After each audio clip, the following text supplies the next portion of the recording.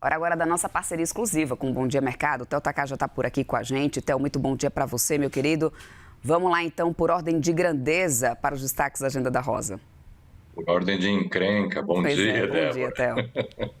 O mercado inicia a quarta-feira tentando sustentar o alívio visto ontem, aí, diante dos sinais de distensão da guerra no Oriente Médio. Autoridades americanas reiteraram que o cessar-fogo com o Irã continua valendo, apesar dos atritos pontuais no Estreito de Hormuz, aí, indicando uma mudança de estratégia no conflito. Agora cedo, a agência Axios informou aí que os Estados Unidos e o Irã se aproximam aí de um acordo para finalizar a guerra. A Casa Branca teria estabelecido uma estrutura de negociações mais detalhada sobre a questão nuclear. A proposta do acordo dependeria do Irã se comprometer com a suspensão do enriquecimento de urânio. Os Estados Unidos esperam a resposta do Irã sobre vários pontos chaves nas próximas 48 horas. O documento aí é o mais próximo que as partes chegaram até aqui de um acordo desde o início da guerra. Enquanto isso, Donald Trump determinou ontem à noite uma pausa na chamada Operação Liberdade, que deveria, que previa aí uma escolta americana a navios que precisam atravessar o Estreito de Hormuz. O Trump disse que essa suspensão da escolta se deve aí a um grande progresso nas negociações com o Irã e que ele decidiu atender aos pedidos de países aliados. Por enquanto, nessa notícia da Axios, sobre um suposto acordo em negociação, está ajudando aí a derrubar o petróleo agora cedo, né? A commodity que já tinha recuado 4% ontem, agora há pouco registrava aí uma forte baixa de 11%, com o Brent negociado na casa dos US$ 97 o barril, Débora. Pois é, e a questão agora é saber se o Irã vai realmente aceitar esse acordo, né, Theo? Porque em discussões anteriores, eles já colocaram a questão nuclear como inegociável, né? Sem dúvida, Débora, né? Essa trégua que os americanos dizem que ainda está de pé é muito frágil, né? E agora temos essa notícia aí sobre negociação de acordo nuclear, que é uma questão que até semana passada o Irã dizia que não abria mão aí do seu direito de enriquecer urânio para a produção de energia. No começo dessa semana, já vimos alguns furos nessa trégua, né? Com os Emirados Árabes Unidos acusando o Irã de ter disparado mísseis e drones contra instalações de produção de petróleo do país. Também tivemos ataques pontuais a navios no Estreito de Hormuz. E apesar do sinal de distensão, o próprio governo americano reconhece que o bloqueio em Hormuz segue em vigor, né, com mais de 1.500 embarcações presas no Golfo Pérsico, evidenciando aí que o fluxo global de petróleo continua comprometido e pode levar meses para ser normalizado.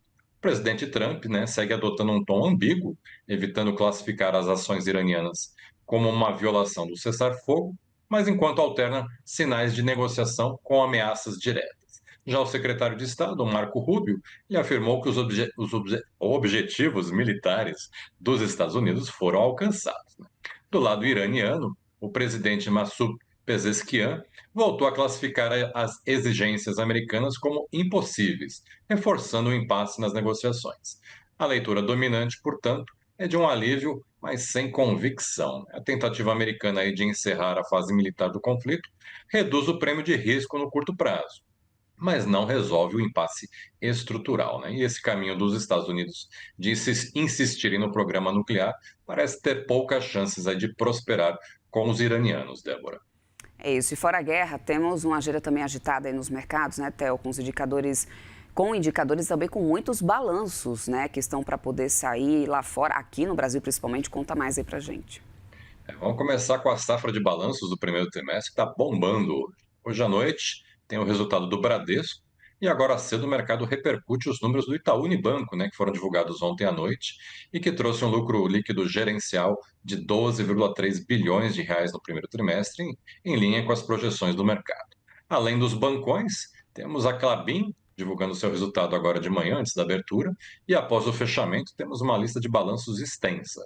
Vou citar alguns aqui: a Axia, a Vibra, Brava, a Auren, a Dexco, a Minerva Foods, a Riachuelo, a Cogna, a Smartfit, Taesa e TOTUS. No exterior, a agenda de balanços também é movimentada, né? Na Europa, temos os números da companhia aérea alemã Lufthansa e nos Estados Unidos saem os resultados da Walt Disney e da Whirlpool, que é dona das marcas Consul e Brastemp aqui no Brasil.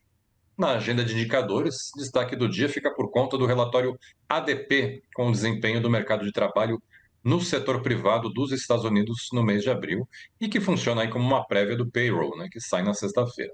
A expectativa para o relatório da ADP, que sai às 9h15 da manhã pelo horário de Brasília, e de criação de 108 mil empregos em abril, bem acima das 62 mil vagas que foram abertas em março.